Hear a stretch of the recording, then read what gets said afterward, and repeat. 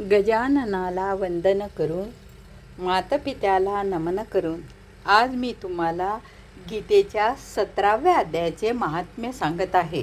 जे श्रवण केल्याने काय पुण्यफळ मिळते, 17वा अध्याय वाचल्याने काय फलप्राप्ती होते, यामधून तुम्हाला कळेल. ओम नमो भगवते वासुदेवाय. ओम नमो भगवते वासुदेवाय.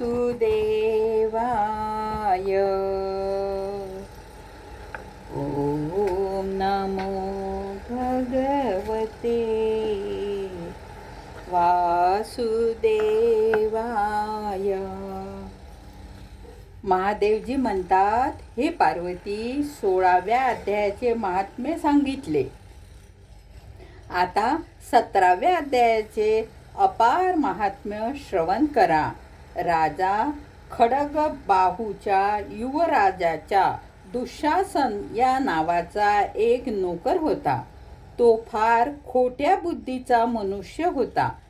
एके वेळी त्याने आपल्या मांडलिक राजपुत्रासोबत मोठी शर्यत लावून हत्तीवर चढला आणि काही पाऊले पुढे गेल्यानंतर लोकांनी मनाई करूनही तो मूढ बुद्धीचा नोकर हत्तीप्रती जोराजोराने कठोर शब्दाने बोलू लागला.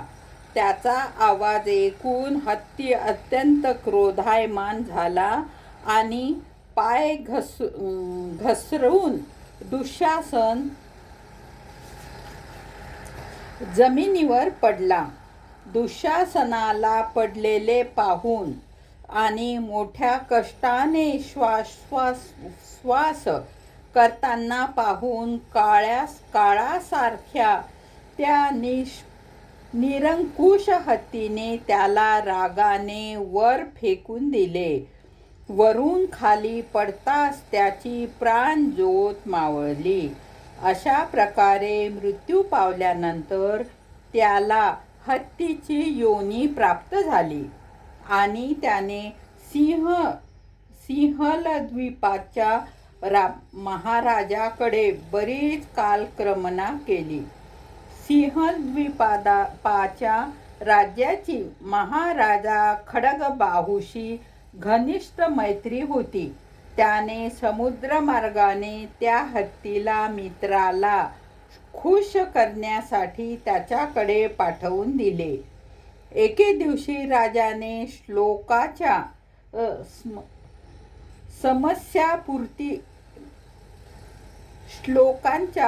समस्यापूर्तीमुळे संतुष्ट होऊन कोण्या एका कवीला तो हत्ती बक्षीस म्हणून दिला. गोपाल कृष्ण भगवान की जय. हरये नमः, हरये नमः, हरये नमः. राहिलेला अध्याय आपण उद्या घेऊ. ओम नमो भगवते वासुदेवाय. ओम नमो भगवते वासुदेवाय. ओम नमो भगवते वासुदेवाय.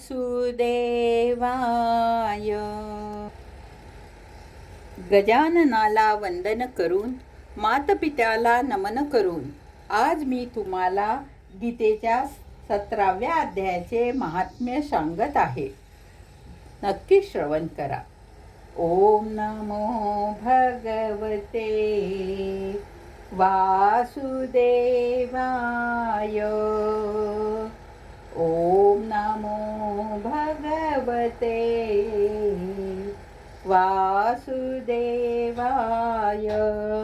महादेवजी म्हणतात, हे प्रिये, एके दिवशी राजाने श्लोकाच्या समस्येपूर्तीमुळे संतुष्ट होऊन कोण्या एका कवीला तो हत्ती बक्षीस म्हणून दिला. त्या कवीने 100 सुवर्ण मोहरा घेऊन तो हत्ती मालव देशाच्या राजाला विकला.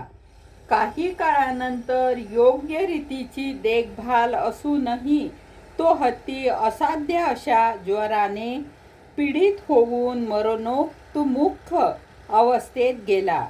माताहूंनी त्याची अशी चिंतानीय अवस्था पाहून राजाजवळ त्या हत्तीच्या उपचारासाठी सर्व वृत्तांत सांगितला.